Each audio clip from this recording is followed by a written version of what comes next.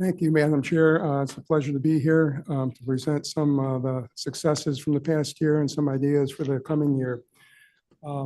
During the past year, we kind of onboarded IndyGov, which is a new client communications tool. I think many commissioners are getting more familiar with it. Their staffs are getting more familiar with it. And I think it could be a big plus for us, especially with the cost of postage is really driving the cost of your newsletters through the roof. IndyGov through e-newsletters to thousands of email lists can help solve that problem. We're hosting the IndyGov Customer Service Tech live and in person over the next couple of weeks. And he'll be able to sit down with you and give you a hands-on demonstration. Even if you're kind of skeptical about IndyGov, I urge you and your staff to take advantage of this time that the tech person is going to be here. Like in past years, we don't have any major technology costs planned for this year. We did update our agenda management software recently to make that even more efficient for Pam Lane and her staff. We're also participating in the county's new printer copier purchasing and service arrangement, which will also bring some efficiencies to us. One other project for next year is refurbishing our furniture in the 7th floor hearing room. We figured that furniture is about 40 years old. I think it was probably purchased in '87 when the county moved into the refurbished county building, and it followed us over to Griswold from Randolph. So, I'm sorry, Tim, I can barely hear you. Yeah, it's hard. I'm sorry. Is that any A little better? closer to you, Tim. Yeah, thanks. Is that better? Yeah, so we're gonna hopefully get some new furniture for the 7th floor meeting room.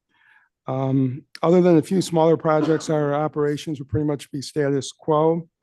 At this point, I'd like to turn it over to Marcy Cora to give a quick overview on the Auditor General. Thank you for allowing me to present on behalf of the OAG. Currently, our office has 9 full-time auditors and 1 project consultant who's a half-time employee. Works in the position as an audit manager. He's a former audit manager that came back as a project consultant. Our budget also is going to include, as the chair said, a position for the Deputy Auditor General for some time. Some of our recent initiatives that we're very proud of is the successful completion of the ballot proposal that allowed the limitation on how long the external auditor could serve. This is very important due to the number of external audit firms currently in the area with the capacity to perform an audit the size of the county. My office is also responsible for managing the county's external audit. Last year's fiscal year 23 audit was completed on time, and we're just kicking off for the current year for fiscal year 24. We're also in the process of preparing our request for proposal for the next external auditor because the current contract will expire after the completion of the fiscal 24 audit. Our office also is going to prepare for a peer review that will begin probably around the beginning of 2025. We are one of the few audit organizations in the country that has successful peer reviews for the Yellow Book, which is the government auditing standards, and also the Red Book, which is the standards for Institute of Internal Auditors. And that peer review will cover the periods of 2022, 23, and 24. And that's all I really have. Thanks, Marcy. You now like to turn it over to Terrence Adams, who will give us a deeper dive into the numbers. Terrence? Thank you, Tim. Terrence Adams, Wayne County Commission Budget Director. Our CEO proposed budget for the year is a little over $13 million, which is about a little under $800,000 from our adopted budget. This is a little higher than our request due to chargebacks. So of that almost $800,000, about $600 that is chargebacks from the administration. That's out of our control. We did put in money for deputy audit AG and also for some furniture and things of that nature. Other than that, the commission's core budget is status quo from current year. Like I said, the increases are mainly due to chargebacks from the administration. One important note that I didn't say earlier is that due to rising inflation and just the cost of everything going up, there will be staff increases for October 1, a minimum of 5% for all staff. Again, they've worked so very hard, and we know that we do have room in our budget for staff increases so that we're on par with positions of their across the other aspects of the state of Michigan. So that's one thing that I want to note as well, but those increases are within our budget. Any questions? Yes, so Madam Chair, as it relates to the staff increases, so that 5% would be a minimum, but as always, any sort of adjustment would be according to the discretion of the chair, correct? Correct. Thank you. Okay, any additional questions? Okay, Commissioner Baker McCormick. To clarify, the 5% increase, is that for central staff or you're saying? Central staff is what I control, so that's central staff. Okay, I just didn't know if you. Not put- commissioner staff, that's within your discretion with your particular offices, but central staff. And I just wanted to clarify that, is there any room for increase in our budget to increase our staff? There is room. Okay, thank you. Thank I you. don't know. We'll find out in January. Great. But there is room. So I just wanted to, I'm Wayne County Commissioner Monique Baker McCormick. Excuse my voice, my allergies are really bothering me this morning. I represent Northwest Detroit and Redford Township. I wanted to commend you on the work that you do. I think we have came a long way from where we were, and in particular, our youth council. I appreciate your support in making sure our youth are empowered in Wayne County. So I wanted to say that. And the refurbishing thing, I'm so happy to hear that as well. Does that include the plants? I know it's strange, but We haven't got that far yet. okay. Because I noticed the plants need a little support and love. So I don't know if we were getting new plants with the new furniture. We'll put that on the list. Okay. And I just want to commend our staff. We got an excellent staff. They're on top of things, and thank you. Thank All you. right. Thank you, Commissioner. And let me also say, I neglected to say, thank you to Commissioner Baker McCormick and Commissioner Tim Colleen. They are heading our behavioral health portion of the Tri-County Summit. So each county was asked to have 2 people work with that, and they're the 2 that I chose to work with that. So we look forward to having behavioral health at the Tri-County Summit, headed up by Commissioner Baker McCormick and Tim Colleen from Wayne County. Thank you. Thank you. Madam Chair, I want to also say thank you because you have been a great chair in giving us great, excellent leadership. And to the staff, specifically Terrence and his team have been remarkable in helping to support this committee. And we look forward to a great new year as well. Thank you, Madam Chair. Does that conclude your presentation? That concludes my presentation. One additional question? Okay, Commissioner Baker. It's just a comment. I want to reiterate what my colleagues mentioned. Thank you, Madam Chair, for your leadership. Thank you to all the staff of the commission. You're doing an amazing job. You make our lives a lot easier, and I want to thank you. Thank you. Thank you, thank you. We can't thank our staff enough. We have to remember that our staff sees contracts from every department elected official in the county. So while that one department just deals with that department, our staff deals with every department, and they do an amazing job based on the numbers that we have.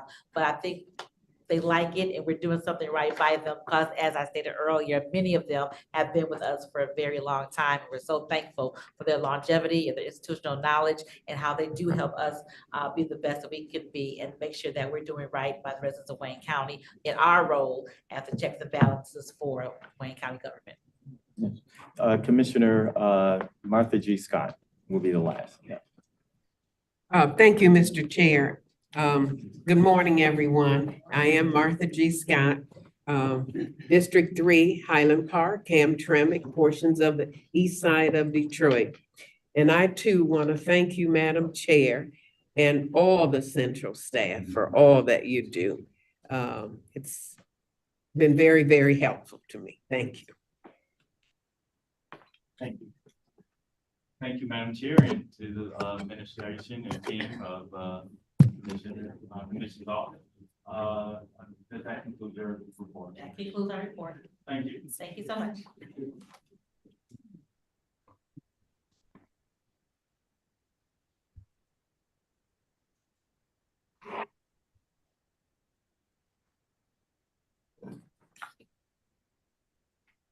Next item, Madam Clerk. Up next, we have the county executive.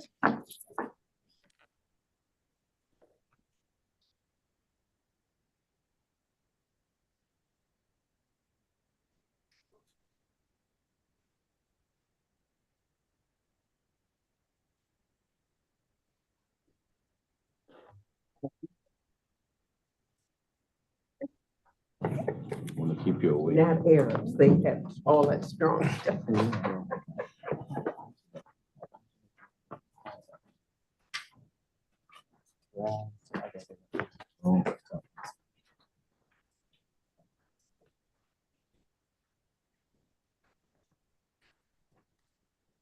Good morning. Chairman, Yeah, Commissioners. good morning. Yeah, so since this is the recommendation, or the entire budget is the recommendation of the executive, you have presented or submitted the recommendation for the office, the executive office. And at this time, you can begin your opening comments. Thank you very much, Mr. Chairman, Commissioners.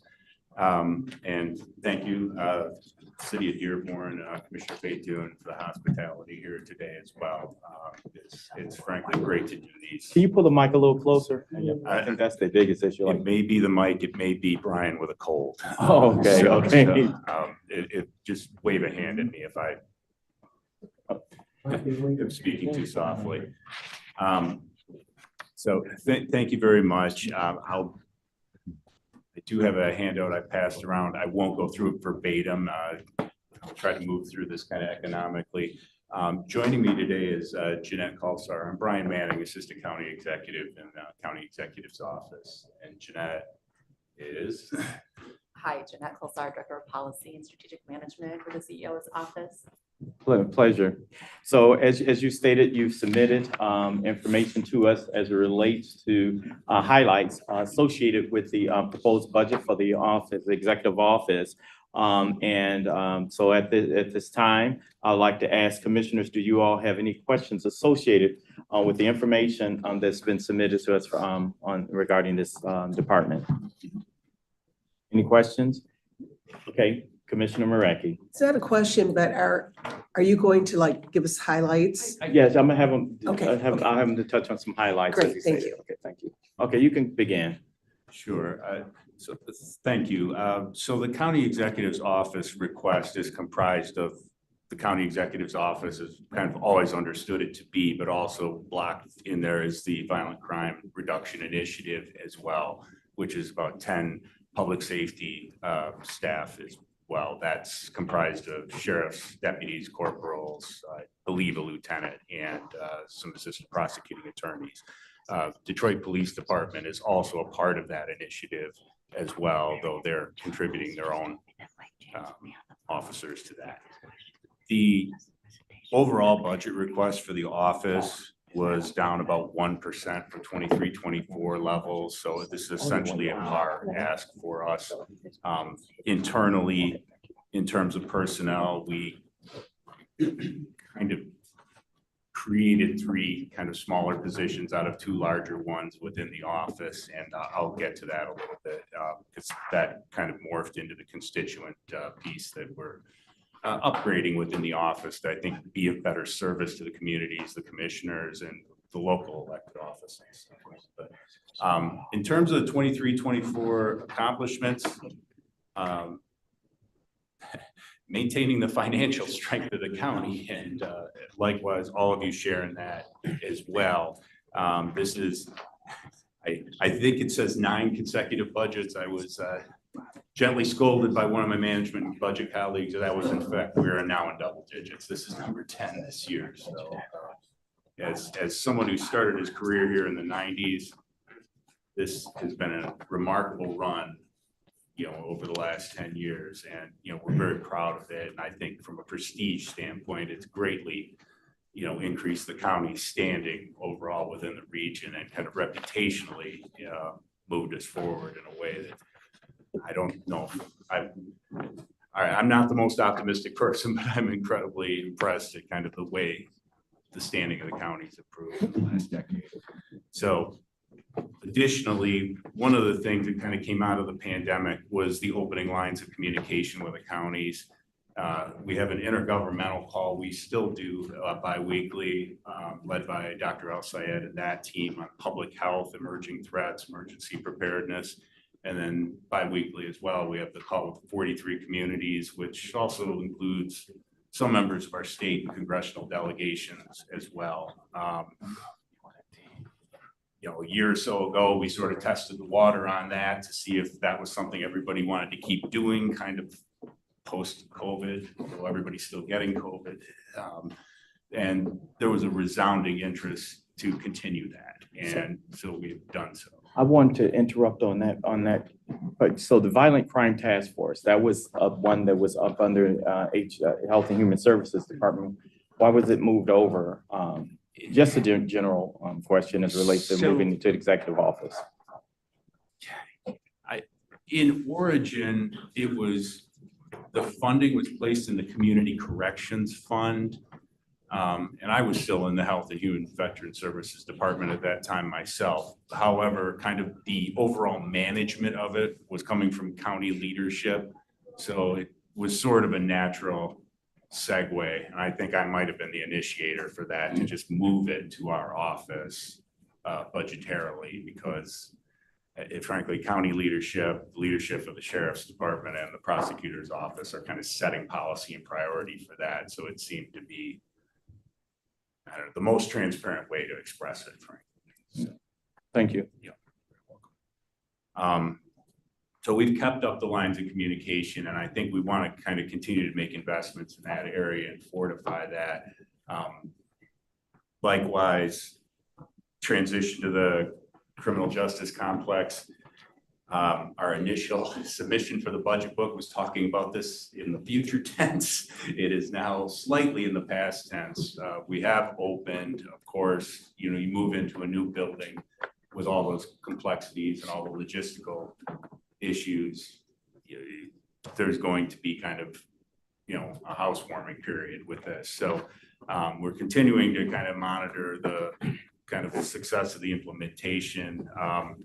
A few of us have kind of discussed internally sort of the superhuman effort of the personnel in the sheriff's department to move the adult detention facility. And I think it's appropriate to, you know, kind of on behalf of the executive here to commend the staff of the sheriff's department to do that. That is a very significant task that was undertaken. So, and likewise for the juvenile detention facility and the juvenile and youth services team as well. I don't want to steal too much thunder from my boss, Janelle Allen, about the collaborative bargaining of the union contracts. I believe we're probably going to have a few more agreements come before the body here, possibly at the end of the month. This, and Jeanette's been materially involved from our office with this as well, has been an incredibly important and overdue step to kind of deal with compensation issues, paths kind of to progression and promotion within the county structure for our staff, and some overall help for the culture of the county workforce, both kind of the line staff and managerially. And I'm not doing it complete justice, Janelle will.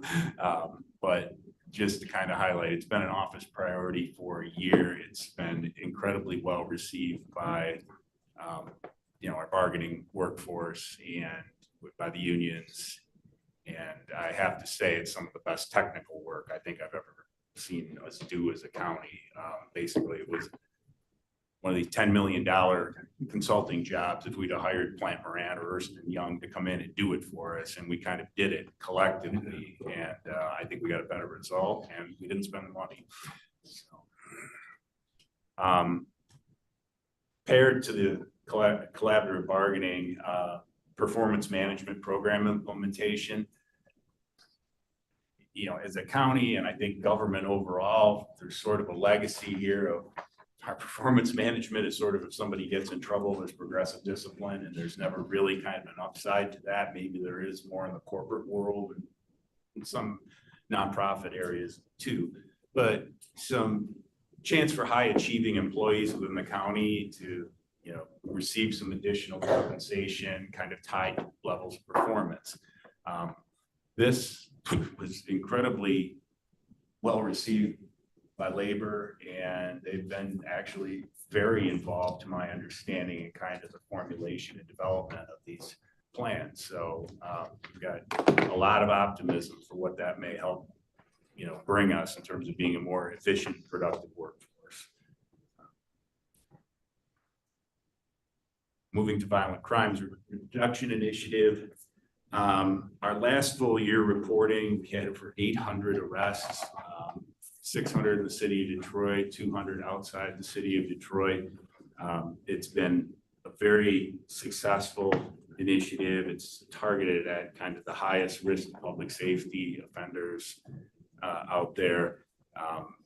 And we do believe it's been an instrumental part of kind of the historic reduction in homicides. And we look forward to continuing that valuable partnership. The 24-25 goals overlap pretty heavily with the 23-24 objectives, and that's because we're dealing with some big long-term projects within the county now. The expanding community engagement, as I said, I think this is one of the lessons of the pandemic was we had us as a county government, a lot of the municipal governments were sort of bare bones, underfunded, and recovering still from kind of the housing crash here. We didn't have level of engagement, communications, constituent that we probably once did kind of in our, in the glory days. And a lot of that, we'd stop kind of talking to each other. So there were events going on in communities we may not have been aware of. Likewise, we may have been doing things as a county some of the commissioners may not have been aware of. So this was to kind of sharpen this, bring it into focus, and provide some better coordination so that we're all sort of supporting each other, and both operationally and kind of just from a visibility standpoint to residents, businesses in the community as well. Criminal justice complex facility oversight. I heard the chair reference this. We're very focused on developing a firm scheduled maintenance and kind of capital asset preservation for this complex.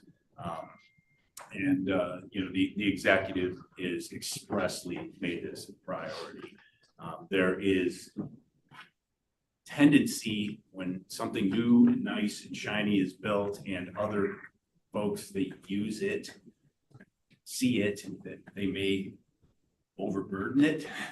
And we don't want that to happen. We don't want overcrowding in our jails because of potential problems that might be in the prisons. We don't want our juvenile detention facility overcrowded because of the shortage of that. So the facility was designed and spec'd in such a way that we could actually maintain it, update pods and within the jail, within the JDF, while we had residents in there and do kind of routine and kind of schedule, bigger scheduled maintenance in there. So we're just going to be very vigilant about the overall utilization and do whatever we can around the edges to support the key operations of the sheriff and the juvenile detention facility so that they can focus most on care and custody.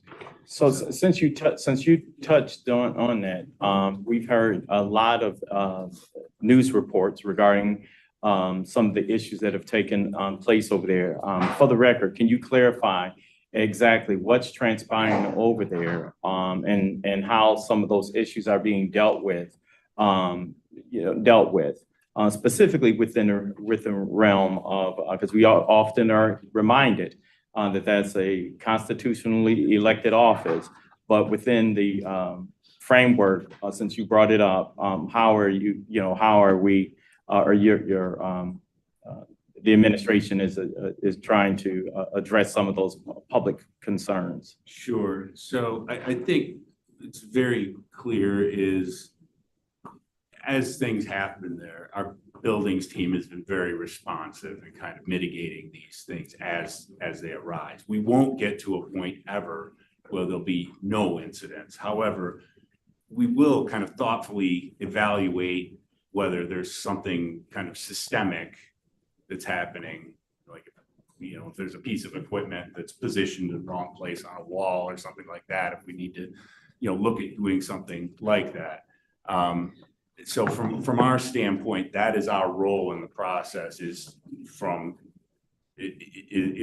not, of course, doing care and custody there. We're ensuring that there's a functional, operable, and maintained. So what's happening as far as addressing the sprinkling system? That has been something that's been in the public. So what's being done to alleviate that exposure? That currently our team is talking, with both the architect and the builder on this about some potential remediations. I don't have, as we sit here today, a specific, solution at hand for that to offer you today, but I mean. I know that the chair did report that she is going to be meeting with the administration and the sheriff regarding those issues, so, yeah.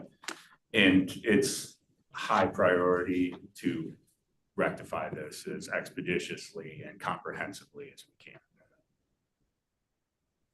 Does that conclude your report? The only thing I was two more things I would add real quickly, Mr. Chair. Sure, no problem. We are continuing the rollout of the Oracle ERP system. I do not want to steal any thunder from Mr. Wallace, who will be following me, but whatever we can do in our office to kind of support and bring together the various operating departments and personnel, M&B, and the end user departments as well to ensure the ongoing successful rollout of that. Will updating policies and procedures.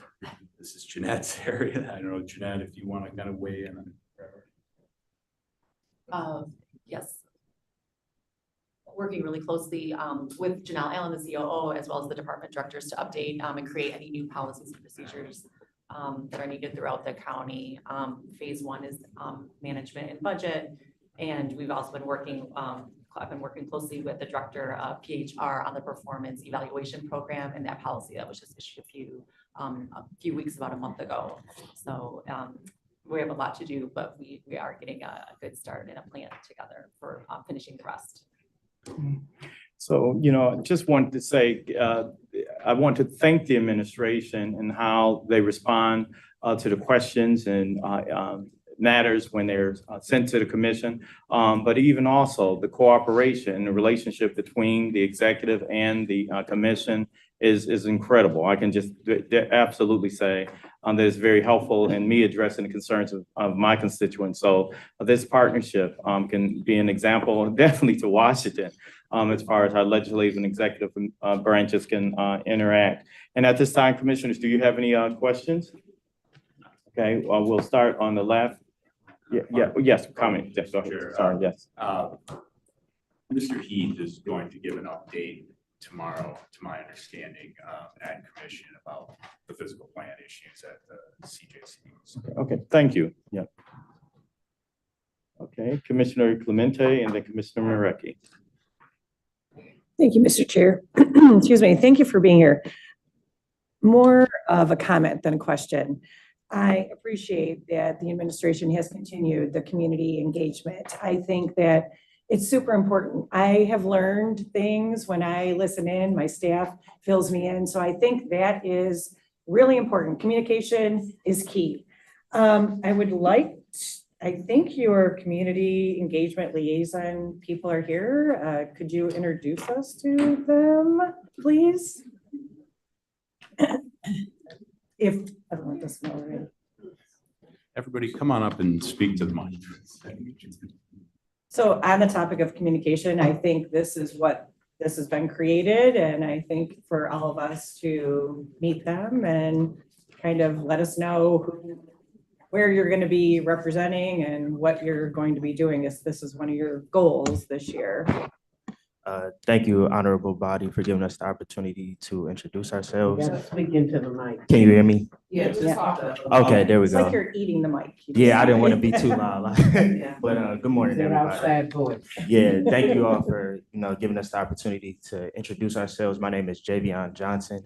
I'm the community outreach liaison for the Wayne County Executive, Warren C. Evans. We have expanded our team to 3 new positions, community engagement liaisons. We still have one that we're still fielding to add to our team. But today we have here Kimberly Fisher, who is kind of on the east side of the county, which is Grosse Pointe, Harper Woods, and Detroit. Then we have Molly Thompson, who is downriver, and I am focused in Western Wayne County. So our efforts are to, expand our footprint and our outreach and to make sure that we're hearing all the concerns from each community and making sure that it's fair and we're not focused in on just one centralized location. So this will give us an opportunity to be boots on the ground, know what's going on in the community, make sure that the CEO is aware of different things that are going on. So if you all have any questions for us, feel free. And I think it would be nice to work with us too, letting Yes, us know absolutely. if maybe we don't know about something going on in our community. So I appreciate this because I think it is important that we do work together and because it makes Wayne County better when we're all working together. So thank you. Yeah, Thank you, and Mr. any Chair. information that we do have for you guys, I'll make sure to get with Chris Mattis to make sure that you guys know when we know. So thank you. Thank you. Thank you. Thank you. Okay, Commissioner Marecki? Okay, and hold on one second, and then I was going to ask Brian's. So are you planning on going to council and township meetings, or how are you communicating with the leaders of our district? So yes, we do currently go to council and township meetings. We also have our own individual meetings outside of council and township halls, and as well as electronic communication, so email blasts, different things like that, just updating the community, making sure they're aware of any initiatives, programs, or resources that we are coming across. We're also in contact with local organizations, so nonprofits or different organizations that are doing the hard work in the community, making sure that their resources are known and that residents have access to these programs. So yes. So do the elected leaders or the top have your cell phones? Yes, and we're working on getting our new team members cards as well. So Oh, yeah, I did. yeah. I did hear you were waiting for cards. Yes. Okay, I think, like Kara said, I think this is great. Just the more communication between Wayne County and the electeds. We try our best, but it's nice to have the CEO's team also communicating. So thank you. So now I have a question for Brian. Thank you.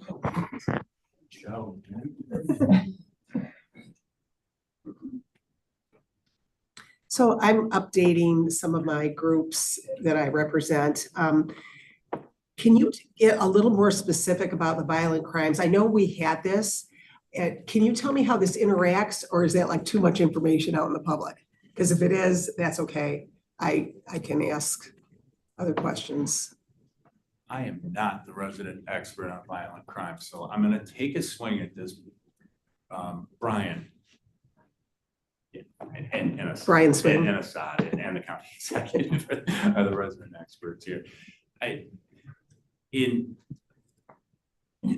coming from a philosophy of basically focusing kind of the best and most willing kind of law enforcement professionals, I think is kind of the theory behind the task force. It is just kind of the most talented, experienced, and driven group, be they prosecutors, be they sheriff's personnel or DPD. And to my understanding, Detroit Police brings a lot of technology assets to this as well. It's a very, very large, urban police force. So they're able to do a lot of things jointly, kind of by working together. And I don't think I'm going too far on a limb. I mean, historically, county executive was the sheriff. I know this was a model he believed in a lot, both when he was an officer and also the elected sheriff. And I think it's turned out to be, we have a fairly modest number of people involved in this. We had 800 arrests in the last, commission file report we did. So the kind of just the productivity, I hate to put it that way, of the task force is kind of incredible. Did you say there's 10 people involved in this? I want to say that I believe we have a couple help vacancies right now. Can I ask, in regards to that, could you prepare a report as relates to the status? Yes, update. We file annually. I think we're coming up on that. That time, okay, required time. Yeah, this is actually it. And that's been my reference. We do a budget instruction receive and file for the VCRI already. I think it's been in for several years. I assume we probably. Yeah. Excuse me. And we can. Yeah. That's what We can also get a more current. Yep, it's all intra-year good. Run that as Yeah, well. I just wanted a general, but thank you. That's it. Yeah, Okay. I'm on it. Commissioner Vega. Thank you, Mr. Chair. I don't have a question, but it's more of a comment. I want to congratulate the county executive and the entire leadership team on the recent upgrade of the county's credit ratings from A to AAA. This is great news, and this is a testament to the leadership by Wayne County Executive, Mr. Evans, and Assad and everyone on the leadership team. Thank you. And that it was Fitch, and it was 3 notches, and I won't say more, and I. You let them. Let Mr. Wallace take a picture. Okay, so any questions on this side? Okay, Commissioner Martha G. Scott and Commissioner McCormick would be the last. Yep. I don't have any. Okay, no question. Okay, Commissioner, Good morning, Wayne County Commissioner Monique Baker McCormick, representing Northwest Detroit and Redford Township. I too wanted to say that the rating increase is, we've came a long way. So we're all, I think, part of that, but definitely the executive office, I want to commend you all on the job that you're doing. Project consultant, what is that? Do you know who and what they do? It's 3 of them and it's temporary. Generally, the project consultant is kind of a personnel catch-all category in Wayne County for employees that work less than 2,080 hours. So these are part-time staff. In our office, we have, we have one kind of dedicated attached to sort of support senior related community constituent issues. And I am trying to actually probably 2. If you know, Jeanette, please chime in and say that. Yeah, I was just wondering.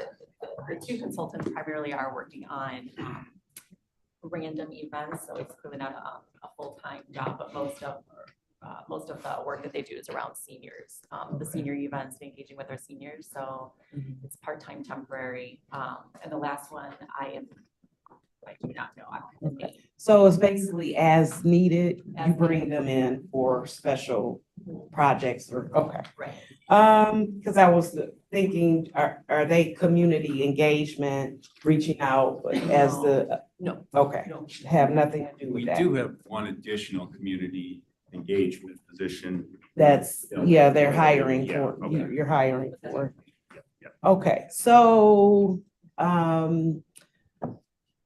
Commissioner Kinlock, talked about what was going on in, CJC and the commissioners finding out thirdhand. We find out thirdhand about, many things that I think we need a better line of communication.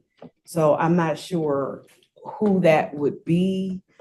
Even if it's an email, just saying, hey, guys, this is going down.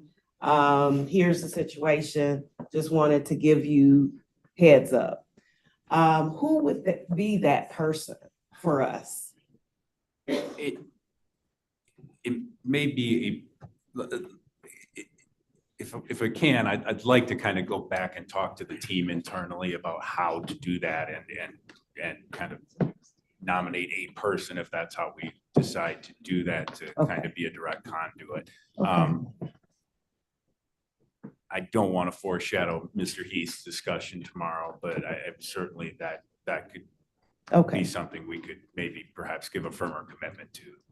Tomorrow. All right, well, that would be But great I because I certainly think, understand your concern. yeah, I think there's definitely a need for better communication. I know we had a community, a direct liaison at one point, but I don't think it was for that purpose. But I think for emergencies or situations like that, we just need some type of way to communicate. Also, you have a millennial committee of some kind that was established. Do we have, yeah, thank you. I just wanted to know what you guys were working on, because we have a commission youth council. Right. And I would love to somehow engage the two, but I Yes. never hear anything about the millennial committee. Yes, so the Millennial Advisory Council has been in operation the last 2 years. This current year, we are refocusing. I know a lot of members have moved on to different things, so we Okay. are adding new members currently. And Ola was in here. She's actually one of the members on the Millennial Advisory Council. So yeah, I'll make sure to get in contact with you in regards to, you know, connecting the two organizations. Okay, please do. Okay. Thank you, Mr. Chair. Okay, Thank you. Thank you. At this time, I would like to take this opportunity to recognize the former chairman of the Wayne County Commission, Gary Warrenchuck, who's here joining us. Yep. Okay. Thank you. Okay, so we've received your report and your oral comments associated with the recommendation. And is there any additional information we have? I know James Heath will be presenting to the commission tomorrow, giving us an update, as well as there were certain other comments and questions that were raised by commissioners, and that you'll get that feedback to us. So I want to thank you for that. But any other closing remarks? I write it in pen at the bottom of my presentation every year because I don't want to forget to do it. My thanks to the commission and to the commission staff. And before I start naming people and then not naming others, I want to thank everybody. You know, for the immediate considerations, the exigence, the special committees. There's been a lot of grants coming in at the 11th hour from the state and federal government, stuff that's needed immediate attention, and we've always gotten them. And it's been a great partnership, and we definitely appreciate it. Just wanted to acknowledge that. So thank you all. Thank you again. Thank you. Thank you.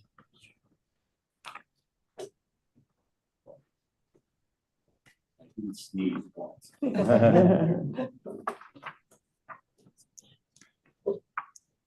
Next item, Madam Clerk. Management and budget.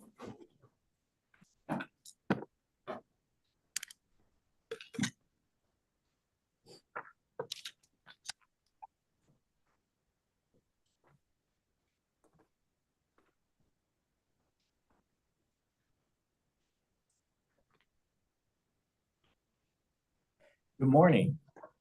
Good morning. Thank you for appearing before us today. We have received the recommendation from the CEO Evans as it relates to his recommendation associated with your department as well as non-departmental, in which I understand you will be addressing as well.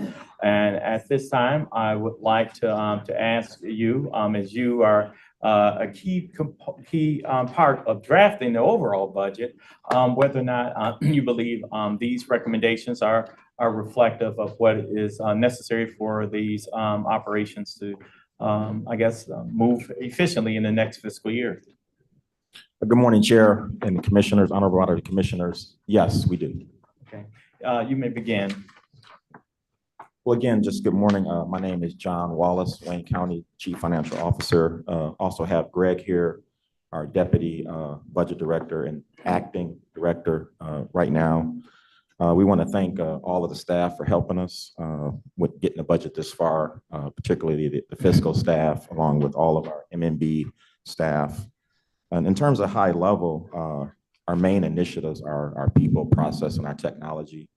You know, we want to continue to attract talent to Wayne County and particularly MMB. We want to continue to retain these folks, and we're working with you know, the collaborative bargaining and the unions in terms of making sure our salaries are you know, competitive with the, you know, the local markets, as well as working to cross-train them and do some internal training as well. In terms of our policies, as we move toward the new Oracle Cloud ERP system, this is a great time to update our sort of our outdated Wayne County policies and procedures to make them more streamlined to fit in with ultimately as we go live with the ERP. In terms of technology, we just sort of mentioned that we just implemented and went live with a portion of the HCM, payroll, and HR, and those processes continue with the implementation of ERP, which is the financial, sort of the GL portion of the system. And then we're also working on developing the budgeting planning, which is called EPM, and that's ongoing. And I do have the project director, Mike Jamison, on the line on Zoom if you want to get a more detailed update about that. Okay, so I definitely want to hear from Mr. Jamison. As you can imagine, we had some hiccups, but overall, I would say that the implementation has went well outside of a few of the hiccups. But you responded quickly, and that's what's important. We saw some, once again, news reports associated with some payroll issues, but those were responded to. So just if you would have Mr. Jamison just speak to the overall status of some of those responses and whether or not those permanent fixes have been put in place, you know, I guess to make sure that we limit those type of concerns. Hey, good morning, honorable body. This is Mike Jamison, Connect 43 Project Director. And, you know, again, as John mentioned and Commissioner Kinlock mentioned, we went live with the Human Capital Management platform in the 1st of July, first payroll July 12th. And, you know, just to kind of, you know, level set, it was the first major system implementation in terms of HR payroll in over 20 years. And you know, there was a lot of hard work done by the Wayne County team to get to that point. So we're very proud of the effort of the project team, and we thank this honorable body and the commission staff in helping us get to this, you know, first third of the major waves in this project. In terms of the go live, so you know, we did have some issues, and to a certain extent, it's to be expected. We never want to have issues, but you know, in projects of this size and magnitude, particularly around something like payroll, inevitably issues do crop up. The key thing that I would focus on is, you know, these are things that we take extremely seriously. We work on them daily. You know, not to get too technical, but most of the issues have been isolated primarily to Oracle Time and Labor, which is the time entry, and some of that is the fact that, you know, for a large portion of folks' careers, you know, they've going to call in too. Okay. They've entered information. They've entered information until he gets on. You guys hear me? Continue. So also got Greg McIntyre here, the Deputy Budget Director, to Mike give an James. update on the chargebacks. Thank you, Greg and Department. And want to introduce yourself for the record. And then, Greg has been joining us on pretty much all these hearings. Do you think logging out and logging back in might help? I'm the Deputy Budget Director, Acting Budget Director. Okay. Oh, yeah, I'm more than happy to speak to you through your phone.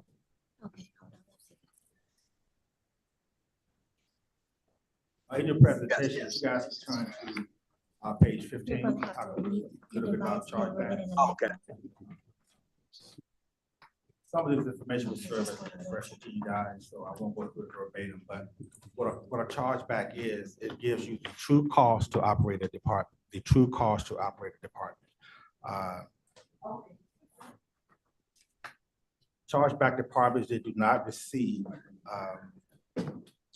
they provide direct services to people, services to like Wayne County citizens.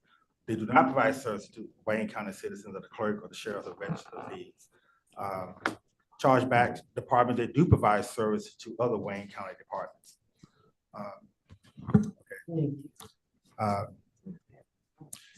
I won't read through it verbatim, but on the bottom of page 15, you will see that department costs will be charged so that revenue always equal the expenses.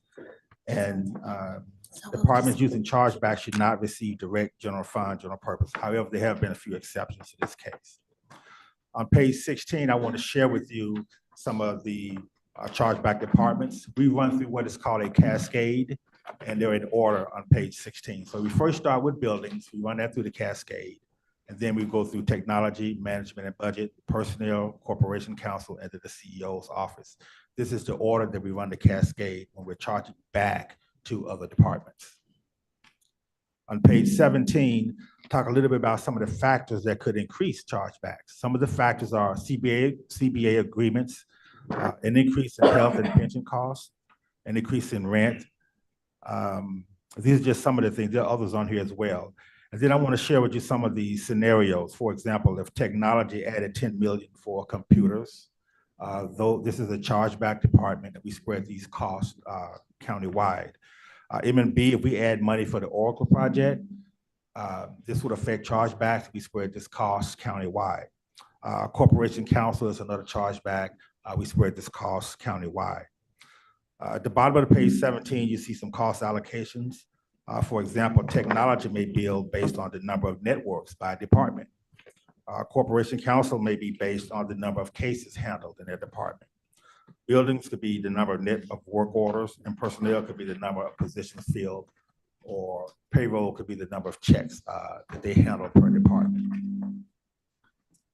On page 18 on chargebacks, I've tried to outline how some of the revenues per department for the chargeback. So you have buildings that you can see going from FY 23-24 amended into the next column shows 24-25 recommended.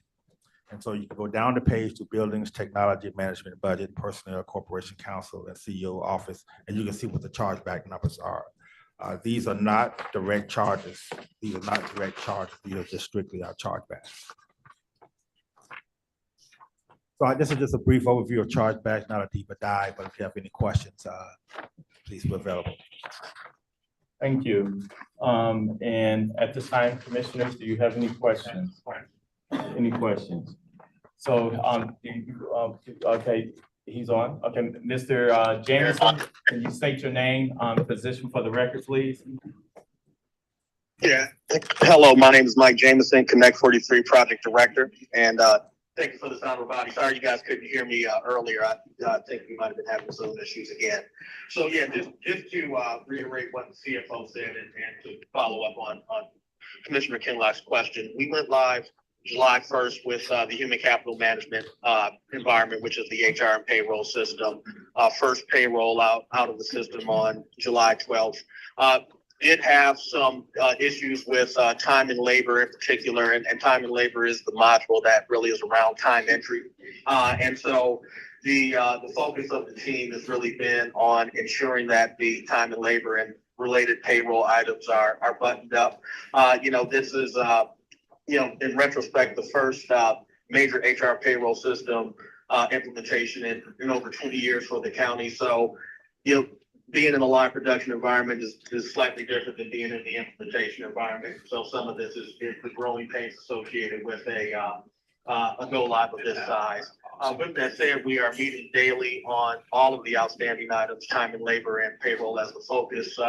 We've whittled what was initially a list of over 40 items down to roughly 10. We had a couple that did crop up between last pay period and this pay period that we're working on, but would reiterate that the project team, in particular the Wayne County SMEs, are committed.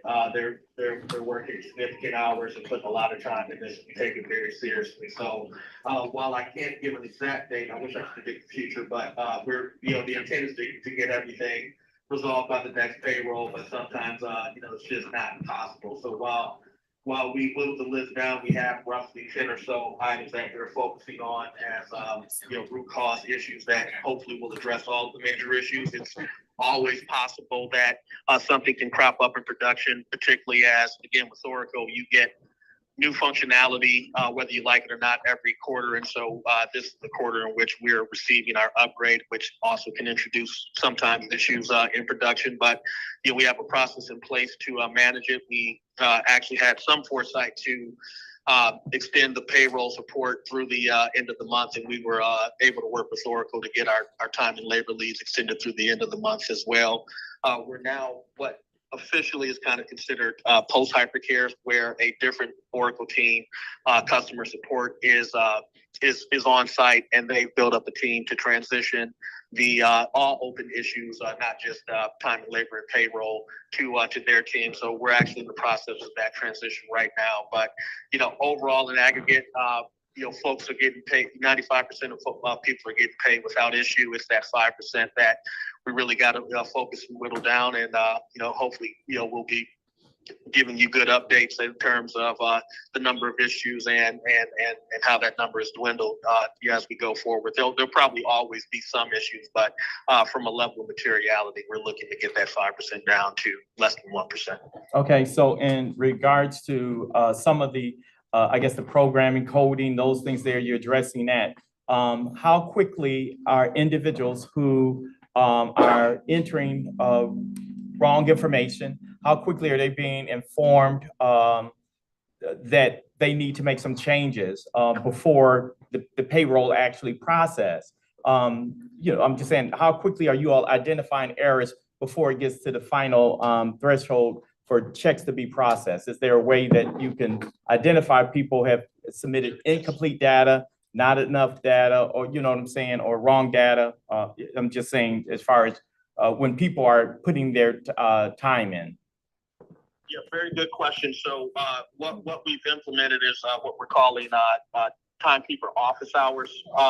And they start, essentially Thursday of the week before payroll. And they're actually going on right now.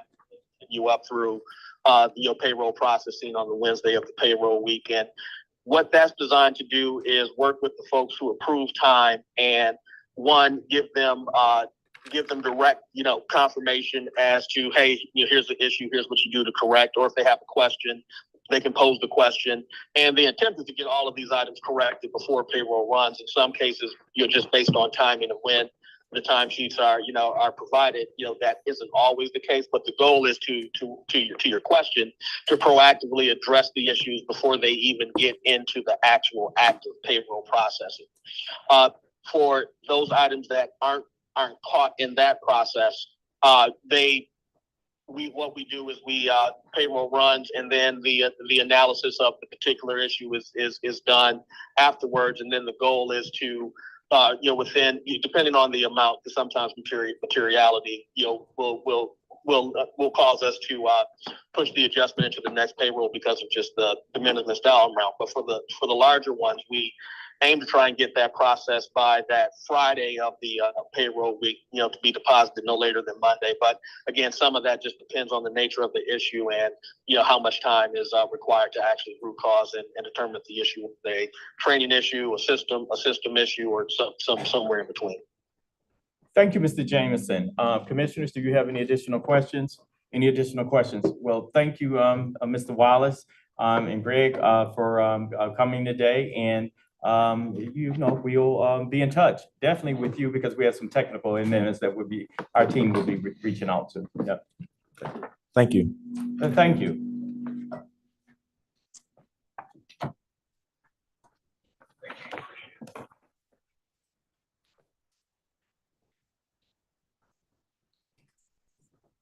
Oh, excuse me. Did you touch on the non-departmental items? I'm sorry. Oh. Yeah, absolutely. Yeah. I know if I mentioned in the beginning, you're going to be addressing both. I think it's on the last page of your handout. Just briefly overview on non-departmental, just some of the items that are in non-departmental. You can see the general funds at 279 million. I wanted to point out Fund 299, the coronavirus state local recovery at 90 million. And we created a special fund, the Fund 499, Special Capital Projects Fund. And we did that to comply with the auditor, so we did not have to dump that into the general fund. Okay. And then I show another big one, is the health fund at 63.2 million, which is a surplus as well. Okay. Thank you. You're welcome. Just want to have a complete record. Yeah. Thank you. Thank you. Thanks again.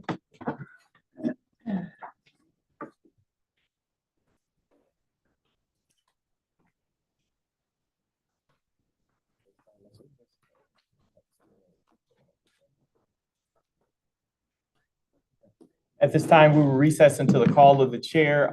We will be back at,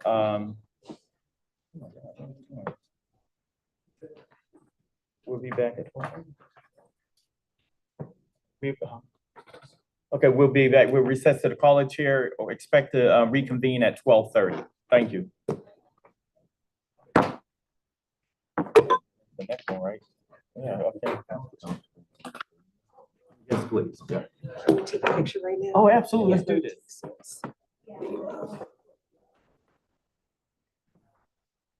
Is she here? Yeah. Let's see if she's Yeah. here. Madam Chair, you want to take a picture with me and Terry?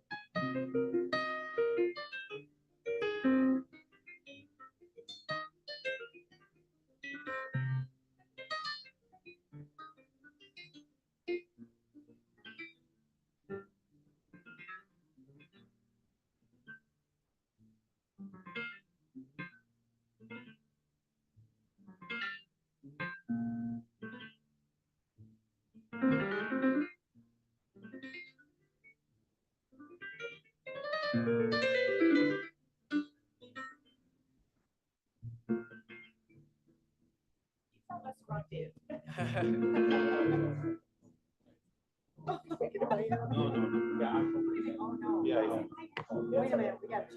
Yeah, it's my air appointment again. Yeah.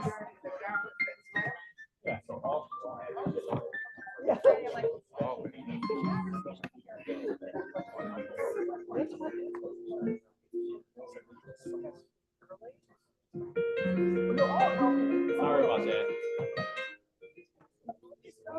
I know. That's right. 1, 2, 3, 4. She's coming.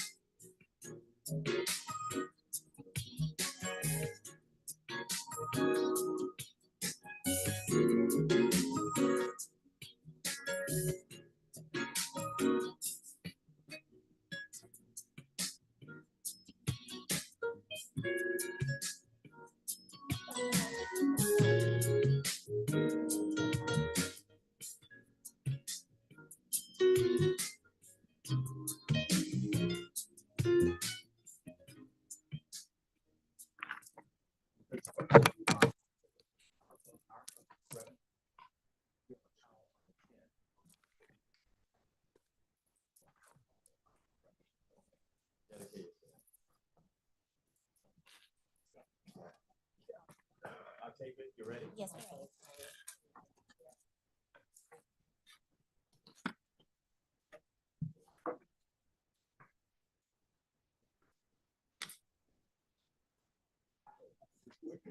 Yeah, it's on. No, it's on. Yeah, no, it's on.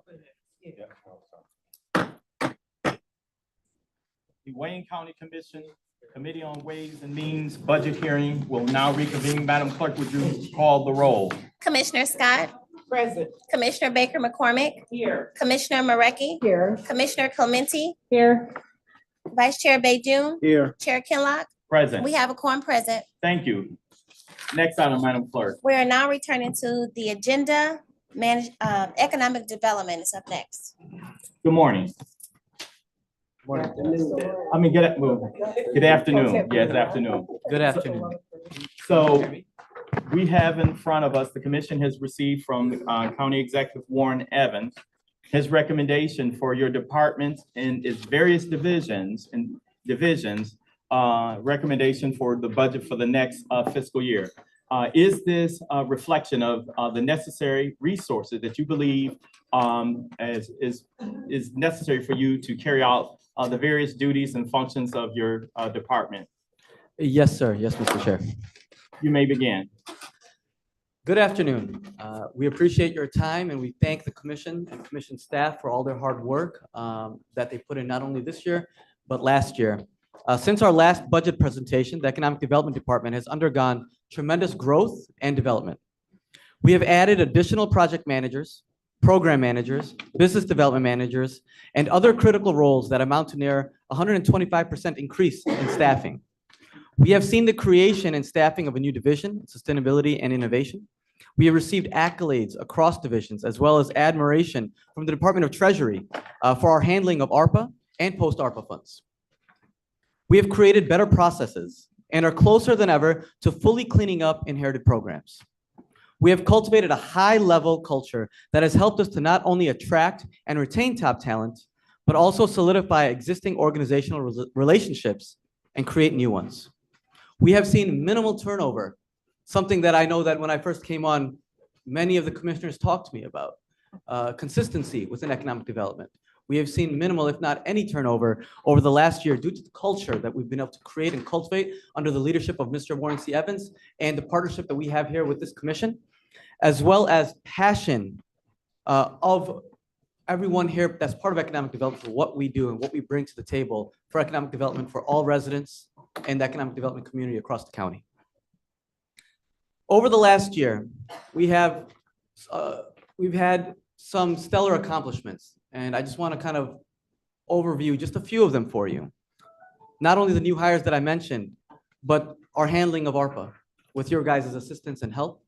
The processes that we've been able to implement to make sure that everything is fully compliant, bringing in checks and balances when needed, bringing in Ernst & Young, M&B, as well as the Allen Law Group to help with compliance areas.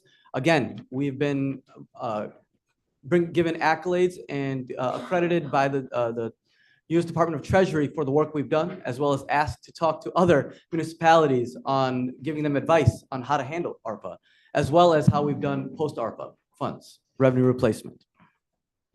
We have been able to close out projects through ARPA, as well as are continuously making goals to close the rest out. And every one of the ARPA projects, now that we've been able to staff up fully, are on the track to be completed by the federal guidelines and the deadlines, and none are in jeopardy of not being completed. We've strengthened our workforce. August 1st, we launched Wayne Link. That was a work in progress, and I thank you all for your patience and help with that project as well. We've seen successes in the airport, as well as major developments as we've built up our business development manager team in attraction, retention, and expansion projects across the county, which has helped us gain, as mentioned earlier in earlier proceedings, a AA bond rating.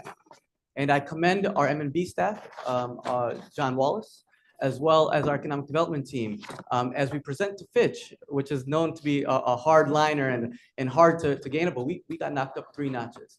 And that shows that what we're doing here, we're headed in the right direction. We gained a $1 million grant through Brownfield from the EPA, where we've had 30 applicants, and we're going to be helping Brownfield projects across the state as well, or across the county, across the county. And most recently signed in 2 more PACE financing deals, which has put us over the $100 million mark in sustainable PACE financing projects, which is about 1/3 of the projects in all of the state of Michigan. We are the leader of this and in this, and it's duly noted that these are incredible tools to be utilized when bringing in development, but also done in the right way, as we are the oldest county in the state, which means we have old infrastructure, we have old buildings. This financing item allows for folks to come in and develop old buildings, but also we've now started to explore in new developments as well. The Cambria Hotel, for example, in Detroit was a new build, but took this as well. So those are just a few of some of our accomplishments over the years, the last year. In community development, receiving numerous grants, closing out projects, cleaning things up. Sustainability division, building it up. We now have 2 project managers along with a director. And in our land bank, being creative with the way that we utilize our funds. I would like to, before we move forward, also what we've been able to do in the last year is staff up, build our team. Here with me today, I would like you all to see some of our leadership team. And I take great pride in their intelligence, the savviness, and the technical skills and knowledge that they bring to the table, but also the diversity that they bring to the table. They look like Wayne County. And for us as economic development, a forward-facing, in the community kind of department, it's extremely important to make sure that we are diverse, just like our beautiful county. And some introductions. Mark Crane to my left is our deputy director for the department. And then I'll move over, I'll start with the right. Sean Farrell represents Allen Law Group, has been helping us with all compliance, moving things forward in ARPA as well as revenue replacement. Anthony Cartwright is our director of land bank. Aaron Kelly is our director of sustainability and innovation. Tuesday Redmond is our director of community development. And DeLorean Holmes is our director of economic vitality. In the upcoming year, we will continue to build on the foundation that has been laid. The budget before you will help us find success as we launch new initiatives and further strengthen economic development for all of Wayne County. And touching base on each one of our divisions, just giving you a little overview. You guys have a lot of the in-depth knowledge in front of you. When you're looking at economic vitality division, the majority of the items are affiliated with new hires, more events and programs come down the line, and necessities that come along with that. Sustainability and innovation, a continuance of programs that we are currently performing via grants, and again, adding staff as well. Community development, the federal HUD grants and the closeouts of programs and anticipated grants coming into the future, as well as growth in staff salaries, which will again need technology. And then the land bank, which operates with no general fund contributions. However, the way that it works is staff members that are county employees, the land bank reimburses the county for all personnel related costs, including salaries, fringe benefits, office rent, and other overhead expenses. The increase is due to projected changes in salary and wage and fringe benefits and pension for Wayne County Land Bank staff members. You're going to see certain additions there, as well as increase in state grants and contracts due to the land bank being awarded more grant dollars from MISTA and other SLBA grants, which is what we wanted to see out of our land bank. More creativeness, more ability to utilize it, and really see things taking off. And again, we awarded the land bank $7.5 million in ARPA dollars for demolition of blighted inventory throughout the county. Most of the inventory that we own is in Highland Park, and over 150 blighted structures will be demolished, and work has started. These are some major items that Economic Development Department budget items for this budget hearing, right? I look forward to answering any and all questions or concerns that Commission may have, and I appreciate your time today. Thank you. Thank you. And at this time, I would like to ask commissioners if they had any questions. I'm going to ask, I'm looking through here, fiscal analysis. Okay. Okay, any commissioners on my left? Any commissioners on my right? And I want to thank you, your department. We will, Commissioner Mareki? No, I just wanted to say, there's so much information here that you're doing a great job. Thank you. I can't even ask a specific question right now because I have to like digest some of this. So thank you. All of you are doing a great job. And I also know that you make yourself available to all of us individually. I know that you and I had a conversation yesterday. Also, there is a cow in which you've been in front of us a number of times. There's one scheduled for the 10th of October in which we'll be talking a lot about what we really want to talk about at that meeting. And so I'm looking forward to that. And with that, I want to thank you and your entire team for showing up and being prepared. We'll see you on the 10th. There's no other way I'd rather spend my morning and or afternoon. than with Thank my you. folks. And again, thank you to the Thank you. commission. Thank you to commission staff for all of your hard work. Thank you. Oh, no, I did see, I'm sorry, on my right, let me see on my right, Commissioner, excuse me, to the queen of this table, Martha G. Scott. The angel of commission. Angel. Angel Queen, whatever, don't get me chewed out. Thank you, Mr. Chair. I'm gonna let you get away with it this time. Okay, thank you. All right. Good afternoon. Good to have you all here. And I know you did say that the majority of it is in Highland Park now. Yes. Can you give me just a little more information, or do I need to talk later to you? We can give some information now. Anthony, our Director of Land Bank, will provide a little bit of more information. Anthony Cartwright, Director of Wayne County Land Bank. So yes, part of the ARPA funds was to do demolition in Highland Park. Part of it was to do 2.5 million of the 7.5 was in Highland Park, but we're gonna far exceed that with over 5 million of demolition in Highland Park. So about 85% of the land bank properties are in Highland Park. So about 85% of demolished properties will be in Highland Park. So right now we're at about 152 parcels that were demoed in Highland Park. Batch 1 is out. Batch 1 is already awarded. Batch 2 is out. Bids have been received, and we broke it into 4 batches. So we're on time to get about over $5 million in demolition done in Highland Park by the end of next year. You have a timetable on some of this? We'll be done in 2026. 2026. Yes. Okay. Well, what are you finishing up in 2024 and 25? It's a lot of parcels. So the parcels have already started. Hopefully we can get it done as fast as we can, but we're limited to the amount of qualified demolition contractors that the county does have. So we can only give it amongst them. We did actually open up another bid for more demolition contractors. So that will be up, and they're approving the contracts as they come in. So if we can get some more contractors qualified, it can go a little faster. But as of right now, we estimate 2026. Okay. And I do want to put emphasis on the fact that work is ongoing. So the I'm sorry. completion. I'm Can you hear me now? having problems hearing today. Not a problem. And I do want to put emphasis on the fact that the work is ongoing. We are in the process of the work already. The completion of everything, we're looking at 26, but you're going to be seeing all the work coming through, and we've already started it, as Anthony mentioned. Okay. Do you plan to do anything after you clear it?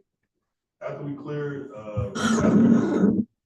clear, of course, we're going to grade it. We're going to have development marketing. We're looking at development opportunities. We're going to work with the city and, of course, you and your office and see, what we have for development opportunities for this. I mean, this is why we're demoing the project, so developers can look at a clean slate as opposed to a half burned down building or structure. So to enhance the development of Highland Park. Very good. Thank you so much.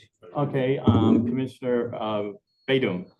To that point, thank you, Mr. Chair. Anthony, some of these lots that you're alluding to, are any of them zoned to build multi-units to offer more of affordable housing? Yep, so there's all type of zoning. Most of it residential, but in some cases, we are demoing entire blocks almost, of the houses. So once we do that, we are going to work with the city of Highland Park to try to get some of those rezoned and some of that stuff repurposed to see what's the highest and best use for the land, as opposed to probably putting another residential structure down there. My ideal is, a lot of multifamily will be going up there because of the areas of the demolition and the land of where we're demolishing properties at. Okay, thank you. Thank you. Any additional questions? Thank you. No. Did you have a question? No. Okay, so Okay, so at this time, I want to thank you for your presentation and thank you, as I said, you and your entire team for joining us this afternoon. Thank you. Thank you, Mr. Chair. Thank you, Commissioner. Thank you, staff.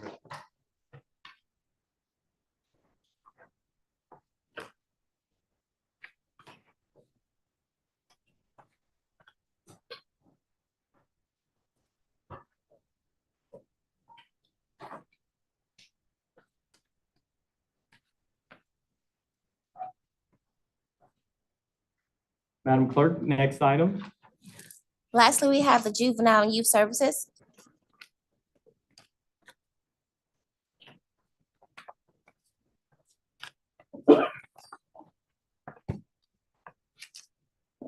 Good afternoon. Good afternoon. Yes, we have received the CEO Evans recommendation, budget recommendation for your department and its various divisions for the upcoming year. I'd like to start by asking, do you believe that this is reflective of all the necessary resources for you to carry out the duties of your department? Yes, we do. You may begin. Good afternoon, commission staff. Thank you for having us here today. We're excited to share what we've done and some of our initiatives. A lot of that has been very public. Last year, I sat at this table for the first time and I was here by myself, if you remember. Today, I have an amazing team with me. We've worked really hard to find a team of individuals who are passionate about juvenile services, juvenile justice, and have a long history of working hands-on on the floor and not just in policy. It certainly was important for us. As you know, the Department of Juvenile and Youth Services split from HHVS a year ago, and 3 divisions were created out of that department: the Division of Prevention and Diversion, Community Programming Division, and the Division of Institutional Care. In your packet, you'll see an org chart. We are a small but mighty team that have quite a lot of work that we do. I definitely want to take some time to introduce some of the new leadership here. We have Tucson Knight at the end. Tucson is our Division Director of Prevention and Diversion. He has a very long history of institutional work, of also community work and city work, and community engagement and being on the ground. Next, we have Mac McGee, Division Director of Institutional Care. Mac is over our JDF. Mac's been with us for about 9 months now. He comes to us from South Carolina, from Chicago, from Washington, DC, and has a long history of making changes in institutions that are under federal oversight. So we were so pleased to be able to attract him. We have Tia Lowen sitting next to me. She is our Deputy Director. Tia's history is in juvenile justice and mental health, community mental health, which is important to us. And we have Sharon Rose here, who is our Deputy Director of Finance. Now, finance job is to keep me on track and keep all my visions and dreams in check. Sometimes I say they're the dream killers. But this finance department is so engaged in the work that we do day to day and are so passionate about the work that we do with the children that, we do such a great job of working together. Just wanted to point out a few statistics before we get into some of the meat and potatoes of this, but our post-adjudicated number of young people that we are serving today is 631. We have 631 young people that are post-adjudicated. They're receiving services in the community on probation and in institutional care. In 2013, that number was 1,233. State of Michigan is working on reform efforts. Wayne County has been reforming juvenile justice for the past 10 years. You see a significant decrease in the number of kids that are entering our system. Today, our youth assistance programs and our diversion programs serve 164 young people, and our prevention programs serve 295 people. Now, we know the system isn't working. The system in the state of Michigan is not working efficiently, and Wayne County is a symptom of the systemic issues. But our approach over the last year really has been, how do we focus on one thing? How do we do the research, pull the data, and make decisions to fix that one thing, and then move on to the next? In June, Wayne County Department of Juvenile and Youth Services, in collaboration with the Third Circuit Court Juvenile Division, was awarded the opportunity to work with the Casey Foundation and Georgetown University on a 16-month project to transform juvenile justice and juvenile probation. We've spent days in DC and on site talking about how we were going to do this. This is the first time since I've been here, since I've worked with the county in many, many years, that we've had all disciplines at the table. We had the prosecutors, we had the defense attorney, the JAC, the community partners, our CMOs, but most importantly, we had the voices of youth who have been involved in our system at that table in DC. And over the 5 days, we heard from presenters and how we would tackle our issues here and what our capstone project would be. And Joseph Robinson is our young person on that team, and he couldn't be here today. But during the entire 5 days, Joe would look over to me and say, Fernandez, focus. Fernandez, stop talking. Fernandez, focus.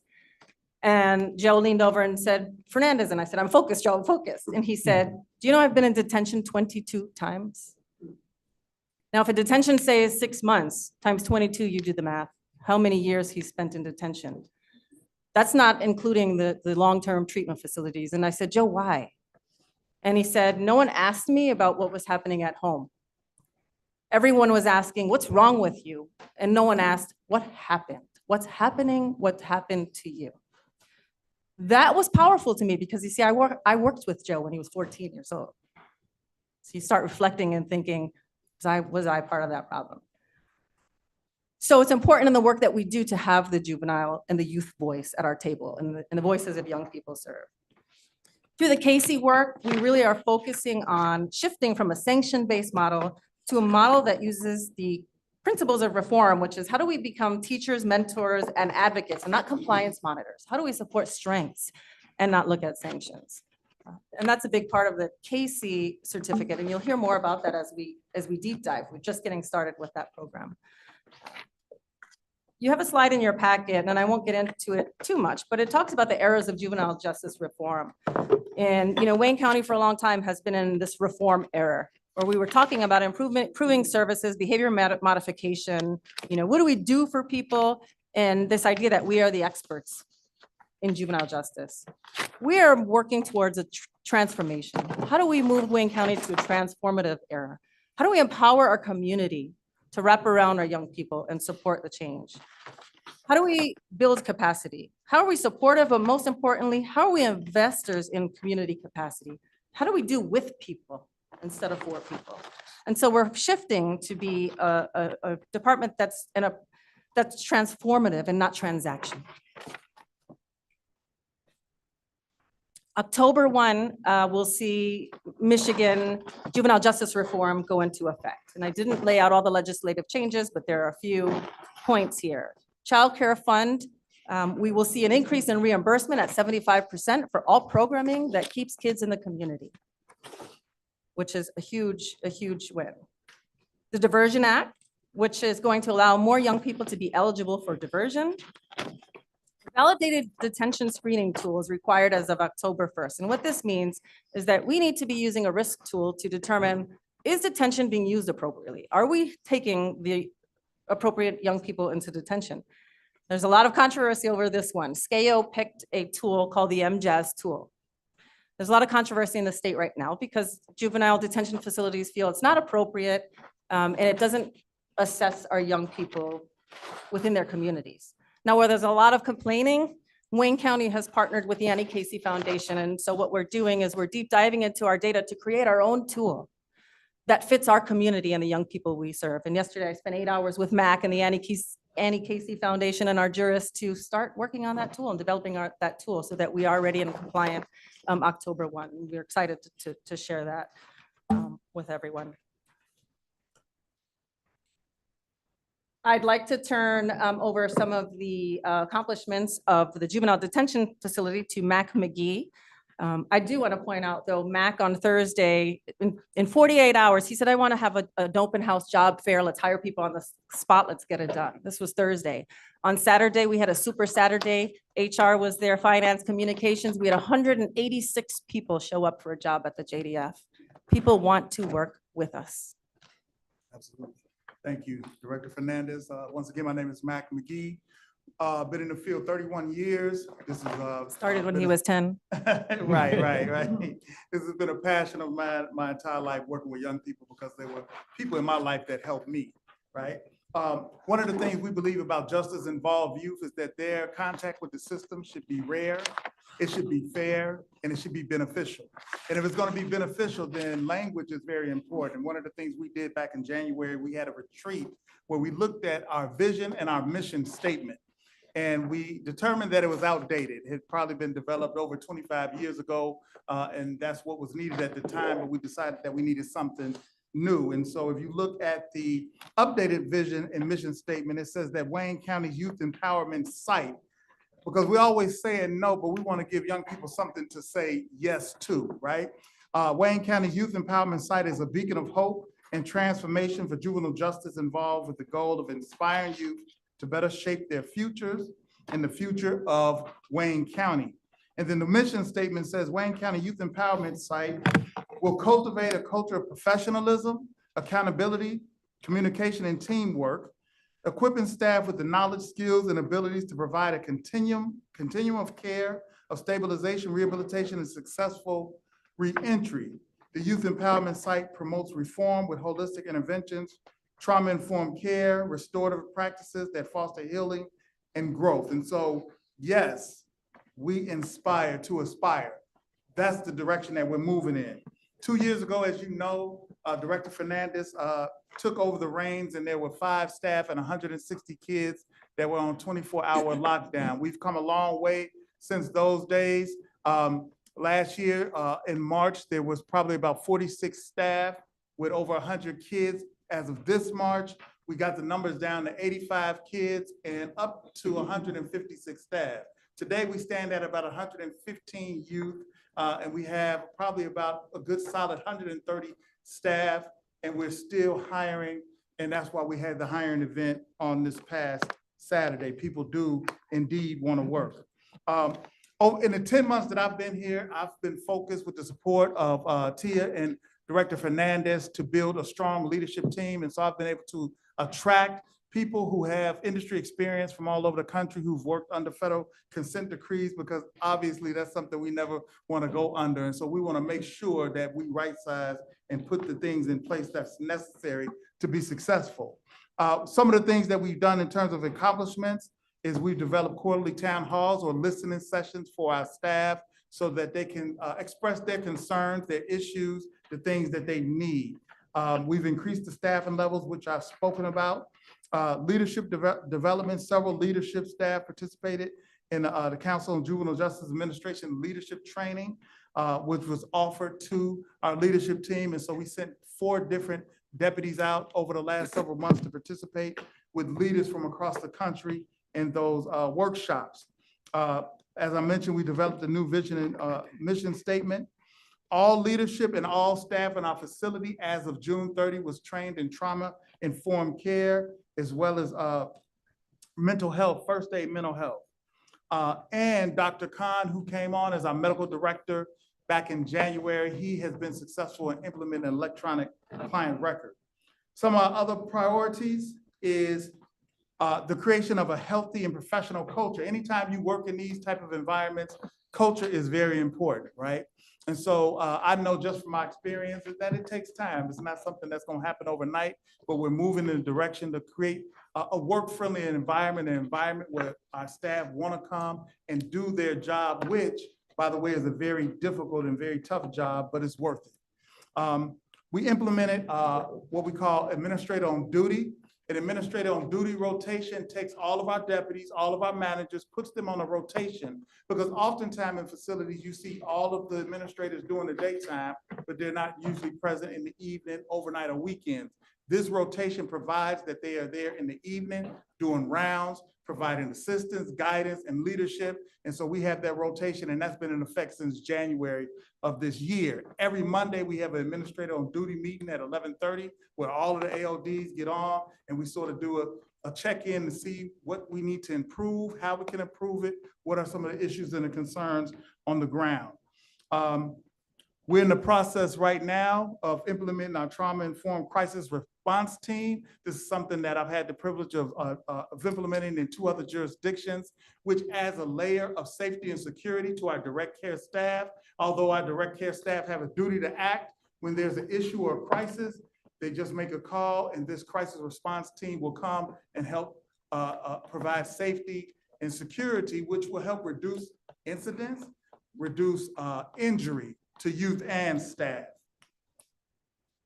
And then finally, some of the other priorities that we're excited about is Director Fernandez had a difficult task staffing the place up. And so we were successful in doing that, but staff were not getting the training that they needed, right? And so now we're moving to develop a training academy where all staff will get 4 to 6 weeks of classroom training. We were able to attract a gentleman who's been in the field for a number of years, who's born and raised in Detroit, a gentleman by the name of Richard Gentry, to come and be our director of training. And he's in the process now of developing that training academy.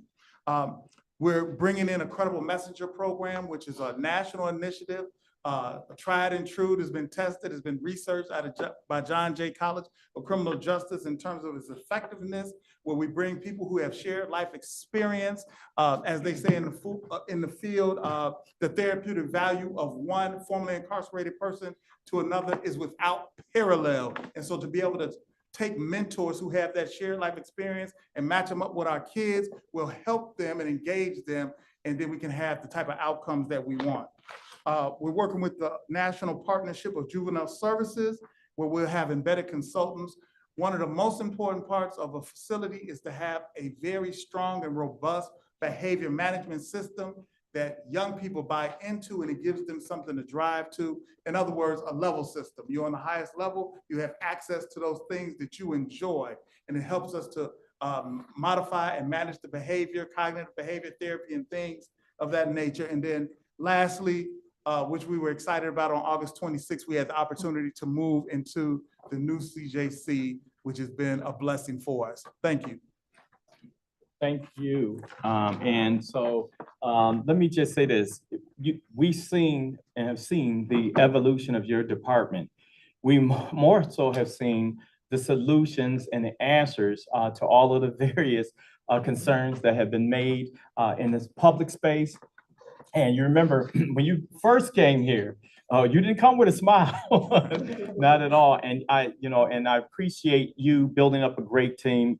Tulsa Knight is somebody who we know in the community and has come before us, and you have been doing an enormously great job.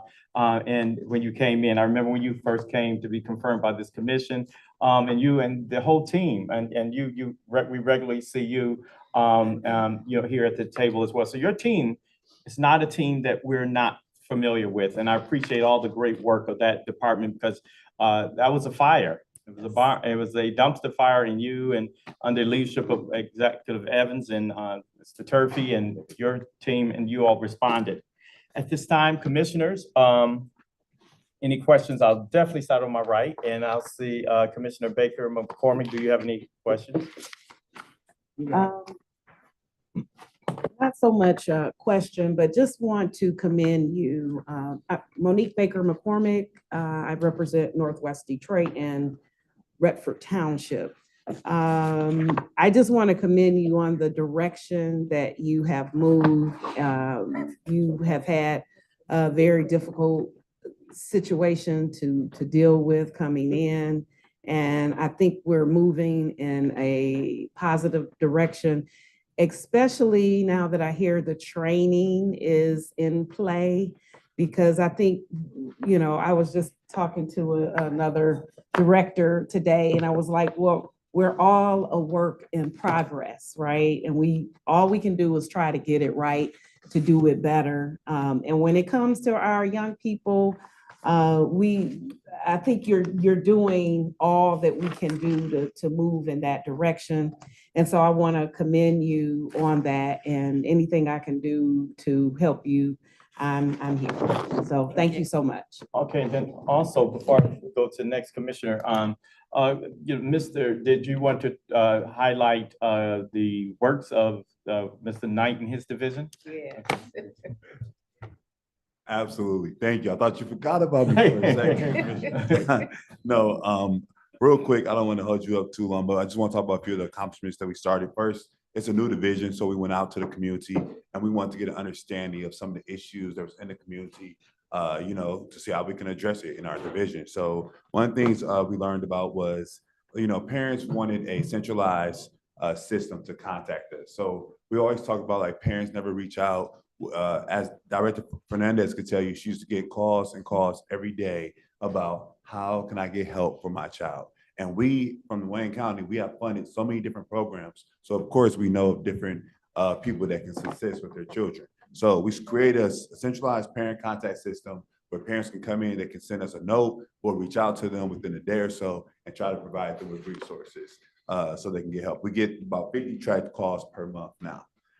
Since October 2023, over 800 youth have been arrested with felony offenses. So what we did was we started the Moving Forward program, which I want to say thank you all for approving. But the Moving Forward program is to work with young people who we know have been either involved in some type of crime or in trouble or headed down that direction. So our goal with that basically is to provide them with intense mentoring. I'm proud to say that on Tuesday, we're going to have our first meeting with about 30 young people, and we're going to get them enrolled into the program to get it started. And we're hoping to have, you know, a report card for you all to review in the future. Some of the priorities we have is, again, as we talked about, there's a lot of youth that come through Wayne County system and to JDF, but sometimes they're just immediately released. That does not mean they didn't commit a crime. That means they might not have enough evidence to hold them. Some other things might have happened. So we were going to hire case managers to work with those individuals, because oftentimes we see those individuals come back to JDF if we do not intervene. So we're going to find ways to intervene and support those youth by hiring case managers. And another program we're going to start is the GO team. That's going to be a youth response team. So when you hear about major issues in the community, this team will respond. They'll provide resources. They'll help out with parents, sometimes with domestic situations. They'll find ways to assist families in those different situations. And just make sure I covered everything. Yes. Oh, we're going to establish 2 community hubs. 2 communities, one on the west and one on the east side.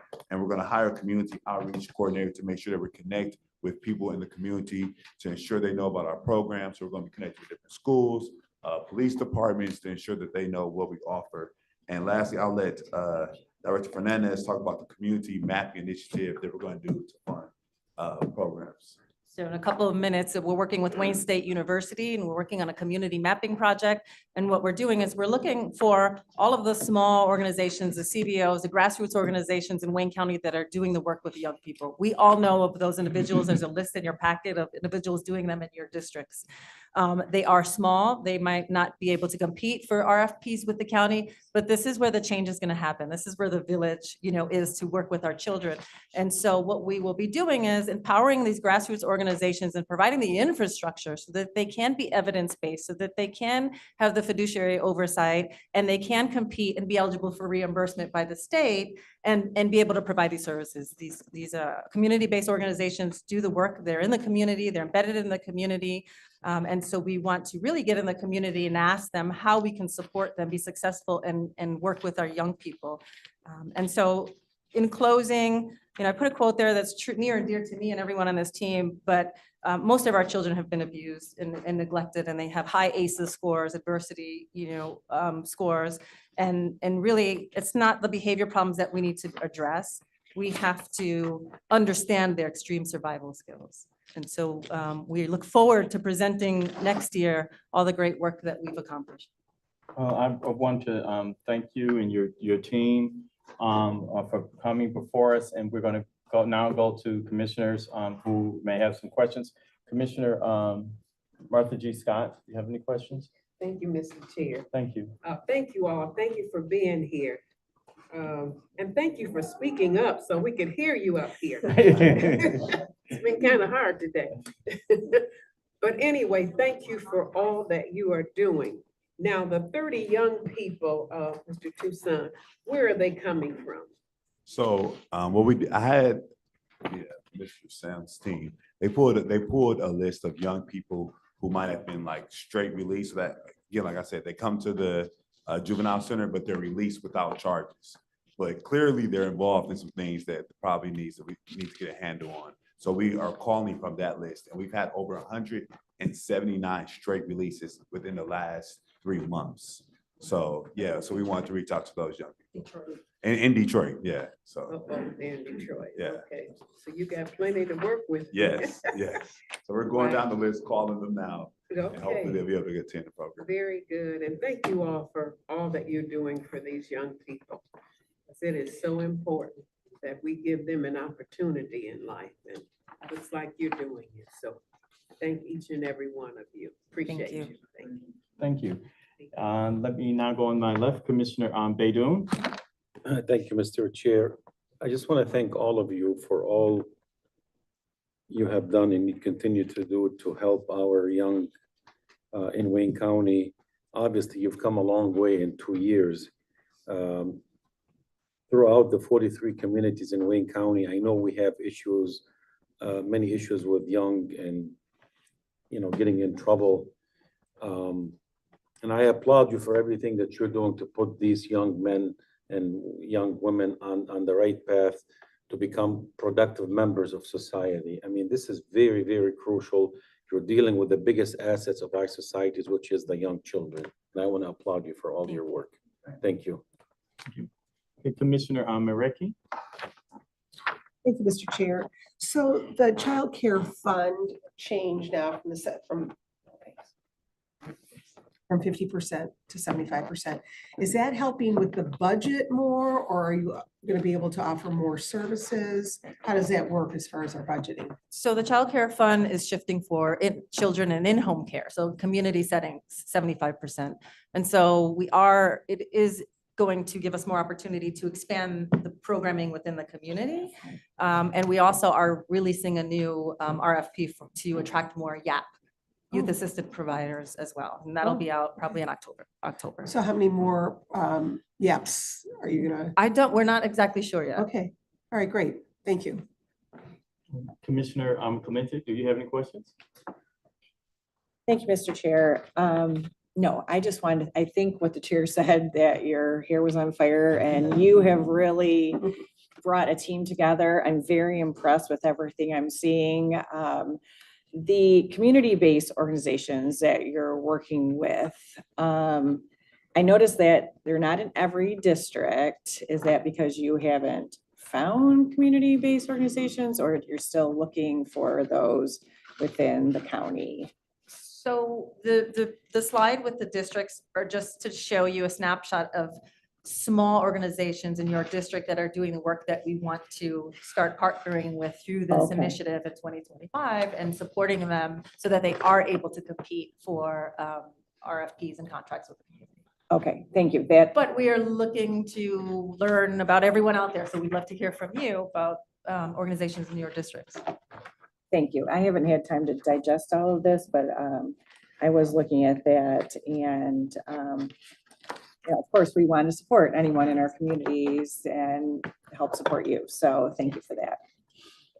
Well, I want to once again thank you for your presentation and would like to ask if you have any closing remarks. Well, we certainly would like to thank the commission for working so closely with us over the past couple of years. And thank you for the team, the administration, and the support staff that are here, HR, finance, our analytics team is here too. So, it certainly takes a lot of people to be able to do the work, and thank you for your support.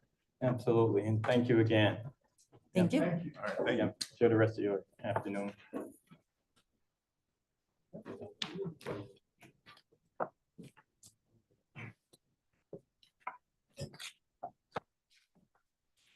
Clerk, next item.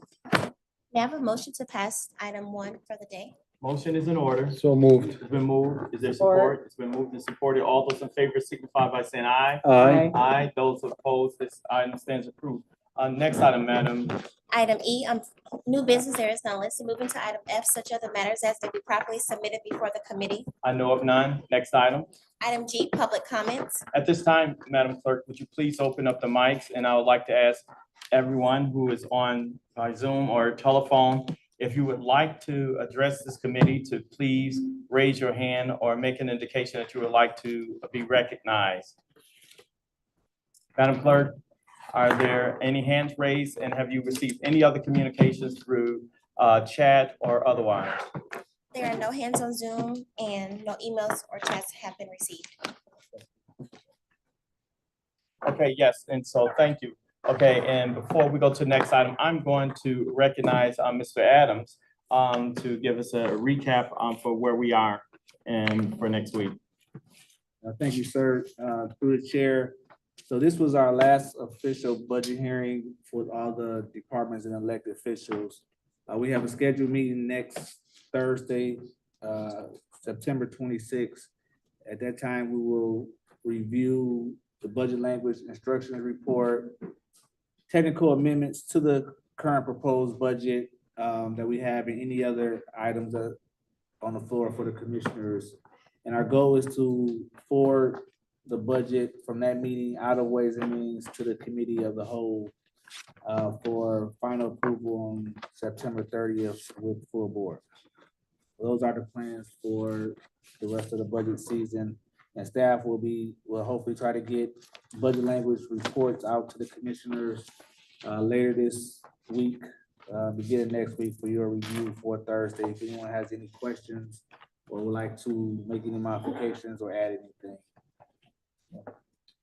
Thank you. And at this time, Madam Clerk, next item. Item H, adjournment. Motion is ordered. So moved. Been moved, supported. All those in favor, signify by saying aye. Aye.